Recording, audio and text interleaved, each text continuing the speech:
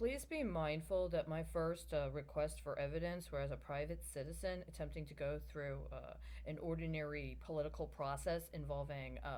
review and or internal controls associated with either public service providers or the banks of concern, starting with two homeless shelters in Chicago directly through their internal grievance procedure, then through the City of Chicago's Inspector General office, as well as the state of Illinois process,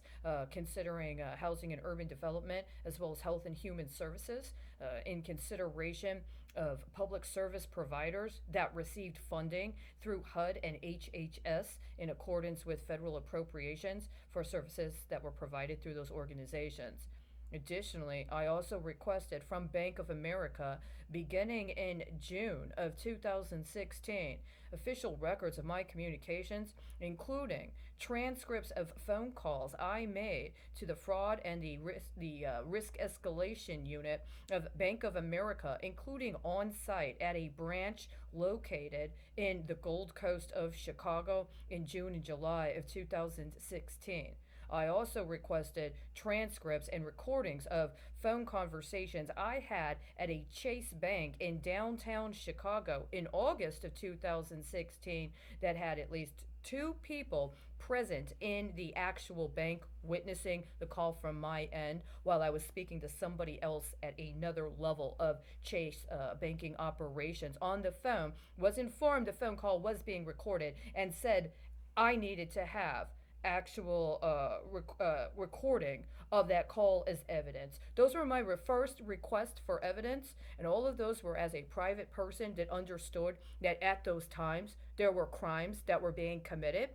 and I was requesting evidence so that they could be used in the appropriate proceeding. All of those requests were made prior to my effort to go to the Department of Justice in Chicago in August of 2016. Once I went to the office of the Department of Justice in Chicago in 2016 and handed them the actual information I had, which was in accordance with other things that I was doing at that time in order to try to address factors that were ongoing. I was later told by them, after I called them to check up, to send them an email so that they could then put me into an electronic process of communication. I never received any response from them. And I contend that that was evidence that the Department of Justice intentionally had an intention to cooperate with a conspiracy to try to extort me into relenting on my original request from March of 2016. If it should be revealed, as I believe it has been, that prior to me going on site to the Department of Justice, that people under the cover of either the Department of Justice or using various means by which they could access resources through the Department of Justice, including in connection with activities associated with other departments of the government, up to and including the Department of State, that if they had already began using me as either some sort of derivative in some other kind of investigation, which I contend that they did, that actually engaged in acts of sabotage of not only me while I was seeking my own resource needs, but also were a part of acts of reprisal that have existed against me since 2008 without my knowledge.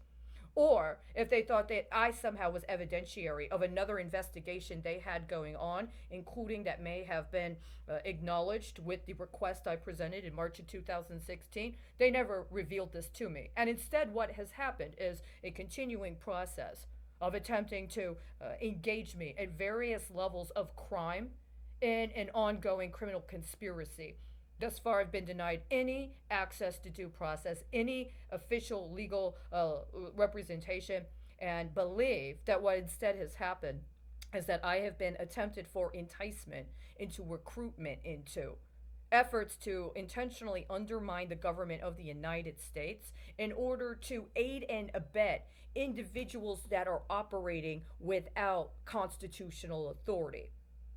And this is exactly how I've seen it this whole time, and that's how I've pursued it. And that is how I'm going to have no other choice but to see it